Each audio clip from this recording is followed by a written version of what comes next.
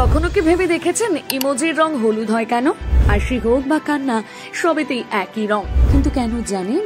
দেখুন, 8 থেকে 80 প্রত্যেকের এখন সোশ্যাল মিডিয়ায় ভীষণ অ্যাক্টিভ। মনের ভাব চ্যাটিং এ না বোঝাতে পারলে ইমোজি দিয়ে অতি সহজেই তা বুঝিয়ে দিচ্ছেন।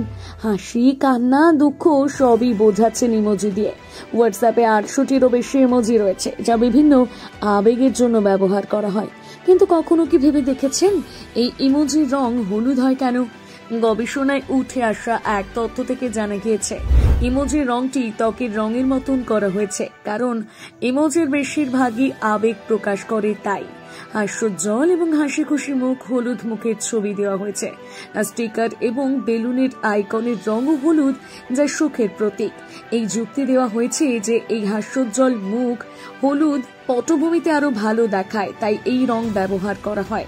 এর পাশাপাশি ওই ইমোজির সম্পর্কিত গবেষণায় এমনটিও বলা হয়েছে যে এটি একটি মোবাইল এঙ্গেজমেন্ট প্ল্যাটফর্ম। মনোবিদদের মতে, যখনই আমরা আমাদের ভাষার মাধ্যমে আমাদের আবেগগুলো জানাতে অক্ষম হই, তখন আমরা ইমোজির মাধ্যমে তা প্রকাশ করার চেষ্টা করি।